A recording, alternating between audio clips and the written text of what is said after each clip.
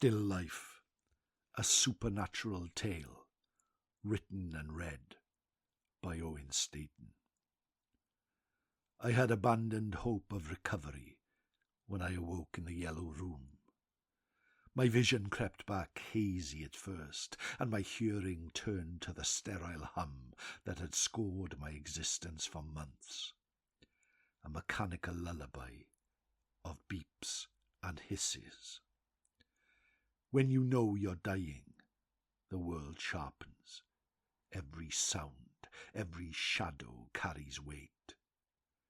3 days earlier, a white plastic strip with twin red lines had branded me at risk. Breathing, once effortless, became a fading memory. A week later, after collapsing in breathless agony on my dining room floor, an ambulance carried me to a Georgian building at the town's edge. A grey, elegant relic, passed daily yet rarely noticed. Its quiet beauty masked the struggles within. The Nightingale Hospital became my sanctuary. I began in a ward of 4 beds, one of 6 such havens in the old house. Tall corridors echoed with nurses' whispers, their voices hushed near patients teetering between life and death. Then I worsened. They moved me to a smaller room, alone with the ventilator's eerie hum. I lay staring at the ceiling, and a watercolour in a gilded frame on the opposite wall. Its pastel hues painted a tranquil scene, a river bathed in sunlight, dotted with fishing boats, their lines cast in hope rather than certainty. Beyond, a stone church steeple pierced a cloudless sky. Too weak to move, I imagined myself in one of those boats, the breeze tangling my hair, a pile of fish glinting at my feet. On the shore, my sweetheart waved from a cottage door, awaiting a fish supper. But darkness always reclaimed me, each wave of pain distinct, each return to consciousness fragile and uncertain. In fleeting moments of clarity, the painting pulled me deeper into its serenity.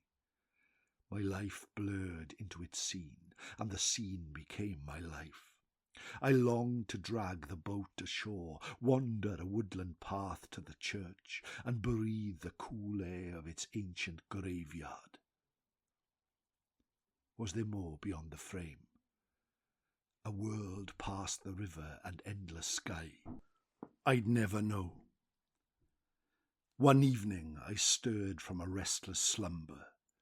The room felt dim, heavy with the gloom of early dusk. A tall man in a nurse's uniform stood before the painting. Sensing my gaze, he turned, his eyes flickering over the screens at my bed's foot. Graphs and numbers, charting my odds of survival, before settling on my gaunt face. "You're awake at last," he said, his voice deep and kind, almost accentless. "This is the luckiest room here. I love visiting." I tried to speak, but the mask and my illness silenced me. "The colours in here," he continued, tucking a loose sheet beneath me, "they're soothing. And that painting, remarkable. They think it might be a crochet. Ever heard of him?" I struggled to respond, but he gently touched my arm. "He's known for these watercolours, from 3 centuries ago. They're taking it for testing tomorrow, X-rays and all, to see if it's really his. If I were you, I'd steal it when you leave."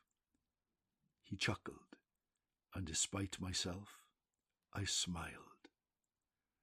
The thought of losing the painting, even briefly, sank my spirits. A dusty void on a yellow wall already seemed to deepen my despair. The nurse adjusted a dial on my machine, gave the painting a final glance, and left. I braced for another night lost in my mind's shadow. The hospital transformed after dark. Corridors shed their daytime bustle, the sterile scent sharpened, and the ventilator's hum wove into strange, collective breath, as if the building itself respired with purpose. I drifted between sleep and staring, but that night sleep won.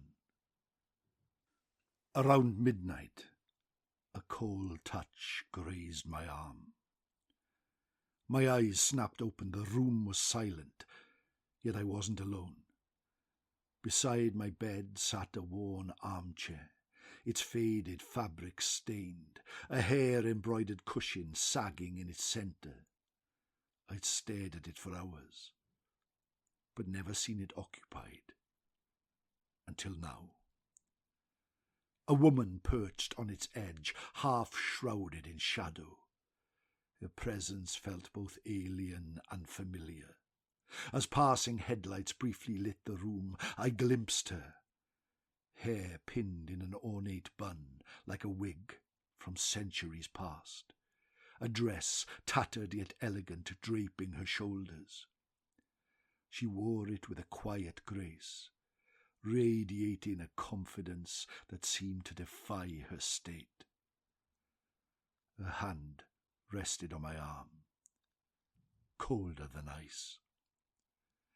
My heart surged, pounding as if it might tear free. The ventilator roared, matching my gasping breaths, sudden, desperate, like I'd surfaced from a watery grave. I tried to move, but an invisible weight pinned me. With effort, I turned my head. Her eyes met mine, beautiful, sad, timeless. A smile broke across her face, and she pressed a finger to my lips. Shh.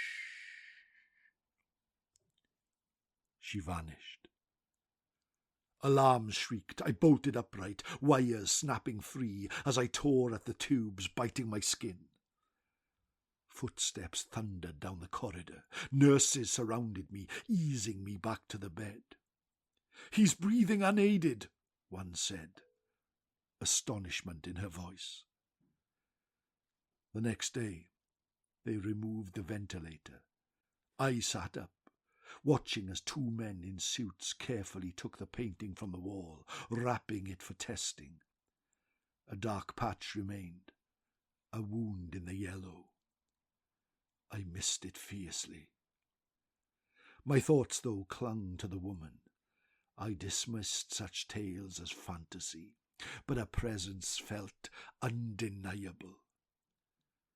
Was she an angel set to comfort me, a spirit who'd healed me, or a delusion born of fever? Each night I stared at the empty chair, torn between longing to see her again and dread that I might. A month later, I was cleared to go home. My lungs, once failing, had healed completely, a recovery the staff called nothing short of a miracle. Others in my condition had faded quietly or survived only to struggle for breath. I walked freely, even took coffee at the cafe. Fatigue my only lingering shadow. On my final day, a Tuesday, the doctor signed my discharge papers.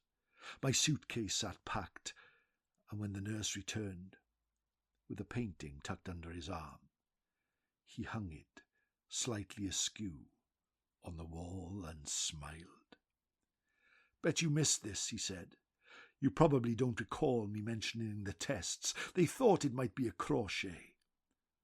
But it's not. Just some unknown artist from the same era. It won't fund a new wing, I'm afraid." He paused, then pulled a folded paper from his pocket and handed it to me. My breath caught. The image was dark like a charcoal sketch drowned in ink. but unmistakable.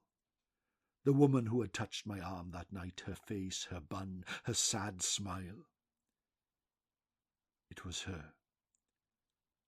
"What is this?" I managed. "Isn't it wild?" he said. They X-rayed the painting and saw what's beneath the surface. Canvases were costly back then, so artists reused them. She's hidden under the landscape, unseen for 300 years, until now. Who is she? No idea, he replied. Maybe someone important to the artist. Incredible to think she lived, she breathed. And now she's just this. Forgotten. He turned to leave. "Glad you pulled through," he added. "Sorry we took your painting." "It's fine," I said softly. "You didn't take anything. You brought something back." I folded the image carefully and slipped it into my pocket. Her cold touch still lingering in my bones.